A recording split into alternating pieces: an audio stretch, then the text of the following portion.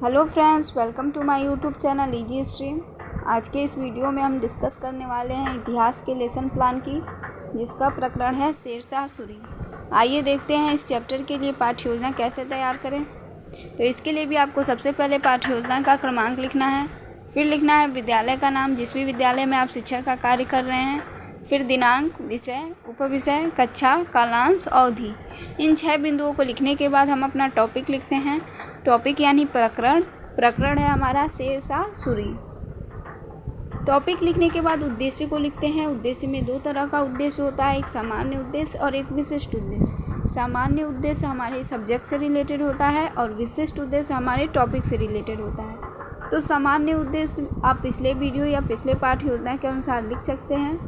विशिष्ट उद्देश्य में आप लिखेंगे बच्चे शेरशाह सूरी के बारे में बता सकेंगे। दूसरा, छात्र शेरशाह सूरी के प्रमुख सुधार के बारे में बता सकेंगे। तीसरा, छात्र शेरशाह सूरी द्वारा किए गए सुधारों कार्यों की सूची बना सकेंगे। ठीक, फिर लिखते हैं सहायक सामग्री। इसको टीचिंग लर्निंग मटेरियल भी कहते हैं।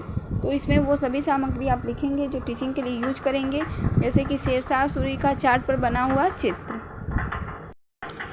फिर लिखते हैं पूर्व ज्ञान। पूर्व ज्ञान में आप लिखेंगे छात्र शेरशाह सूरी के बारे में सामान्य जानकारी रखते हैं।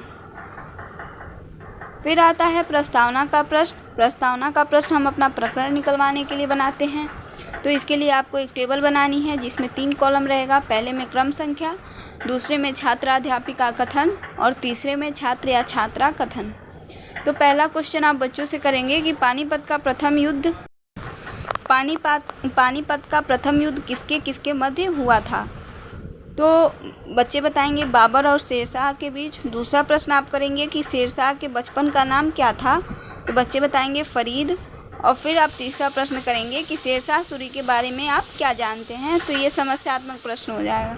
फिर आप अपना उद्देश्य कथन लिखेंगे कि छात्र आज हम लोग मिलकर शेरशाह सूरी के जीवन पर विस्तृत अध्ययन करेंगे। फिर आता है प्रस्तुतिकरण। प्रस्तुतिकरण के लिए भी आपको एक टेबल बनानी है जिसमें 4 कॉलम रहेगा। पहले में क्रम संख्या, दूसरे में शिक्षण बिंदु, तीसरे में छात्राध्यापिका कथन और चौथे में छात्र या छात्रा कथन। तो पहला आपका शिक्षण बिंदु है शेरशाह सूरी। तो इसके लिए आप बच्चों से पहले विकासात्मक प्रश्न करेंगे कि चौसा का युद्ध किन 2 शासकों के मध्य हुआ था। तो बच्चों को पता होगा तो बताएंगे, नहीं तो मौन हो जाएंगे। फिर आप दूसरा प्रश्न करेंगे शेरशाह सूरी के राजस्व संबंधी सुधार के बारे में आप क्या जानते हैं या क्या समझते हैं। तो ये निरुत्तर हो जाएंगे बच्चे। फिर आप अपना स्पष्टीकरण देंगे कि शेरशाह सूरी ने विविधता के आधार पर अलग अलग लगान निर्धारित किया। दूसरा, उपजों की किस्मों के आधार पर कर निर्धारण किया जाता है।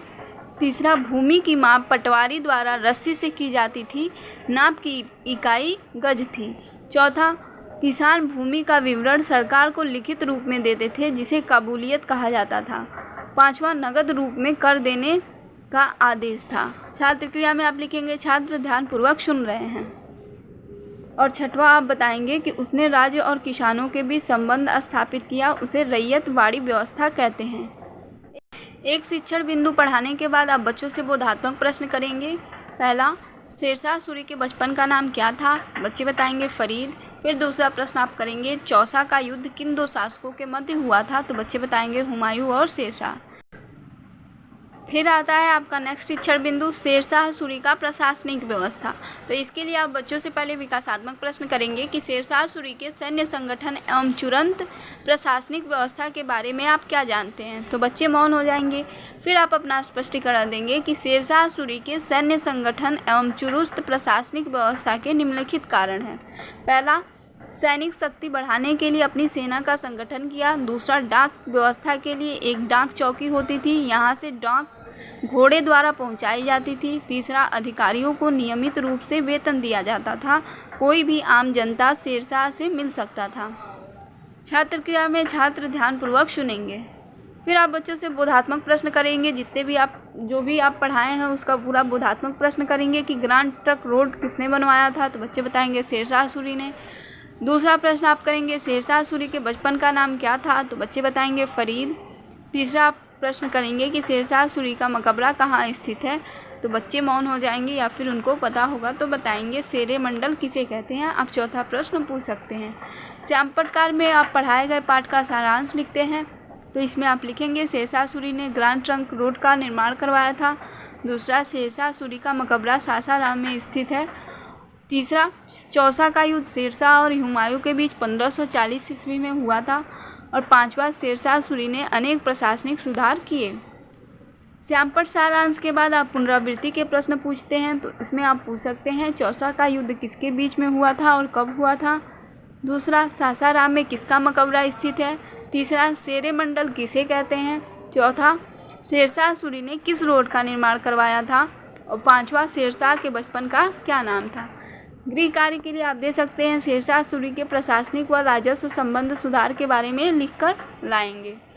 तो थैंक यू फॉर वॉचिंग। आज के वीडियो में बस इतना।